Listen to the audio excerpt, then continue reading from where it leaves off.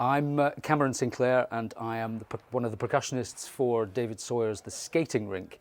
And what we thought we'd do here is just give you a brief tour of some of the instruments that we've got in the back of the pit. There's a large variety of them, and some of them are used quite interestingly.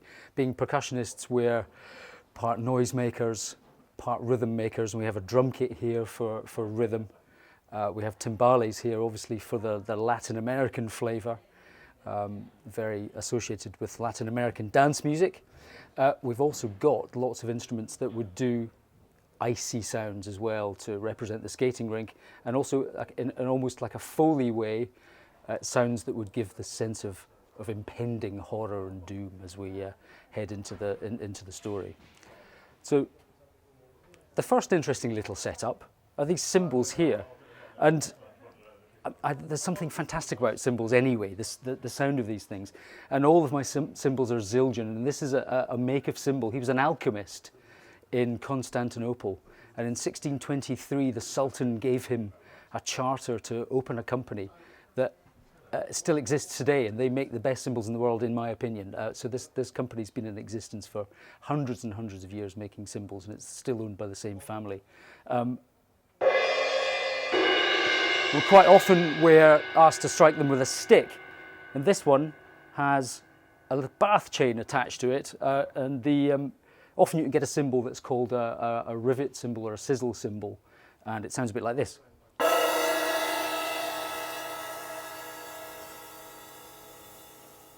And it just gives you a little kind of icy shimmer on the end of the cymbal sound. I'm also asked by the composer to bow the cymbal, and this is something that you would probably be familiar with from horror movie scores, because it gives you some very complex overtones and almost like a screaming noise.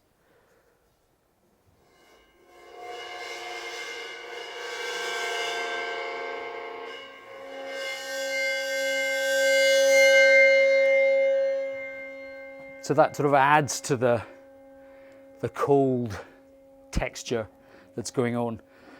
The bow is actually a fairly important bit of kit in this piece, because we're also asked to bow the vibraphone and the crotales, and it just creates a sustain. Again, normally you would strike the vibes, it's just a metal bars, strike it with sticks.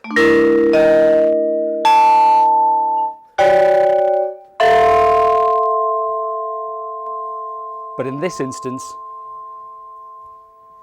I'm asked to use the bow in order to sustain a sound.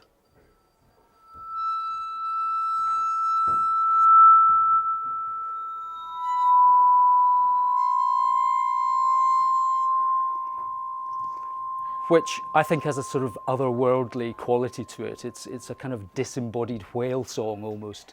Again, very cold and almost like a pure sine wave. That also goes for the crotales. Again, these very hard, dense metal discs, usually played with sticks, and David here gets us to play some big chunky chords, so we get that kind of thing.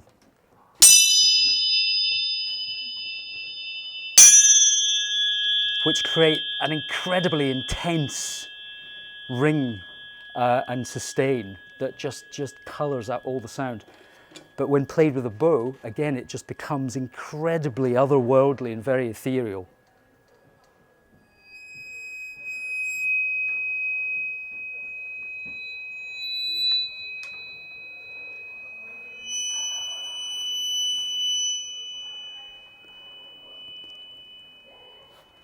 And he mixes that sound up with these strange things here. I think it's meant to represent a sort of ghostly chandelier of some description, but glass chimes. Usually a mark tree, these are usually metal, but these are made of glass, these ones.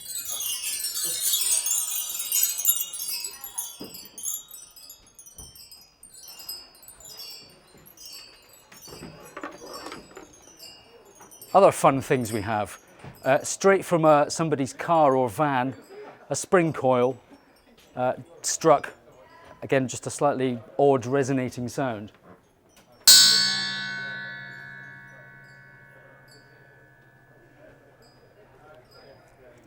But my favourite thing so far has to be this little drum. And I had this specially made. It came from a place just north of Barcelona, and it's called a tamborí. And it's designed actually to be strapped to the player's elbow, and they play the flute with one hand and the drum with the other.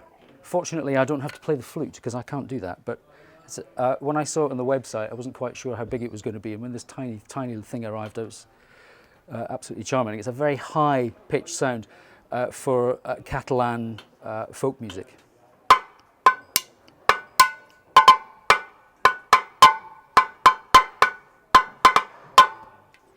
Of course, no doom-laden music would be complete without a tam-tam. And this, of course, absolutely redolent of that kind of doom scenario. That sound.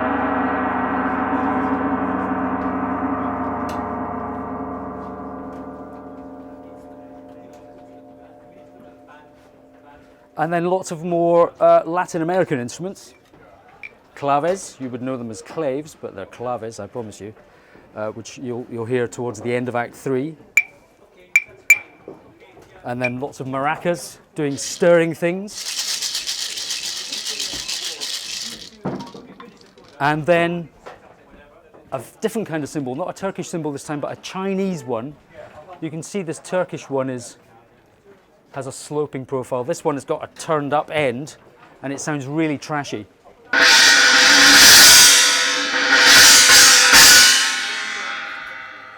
We're really looking forward to playing this piece, and we hope to see you at the performances and listen out for all of those sounds.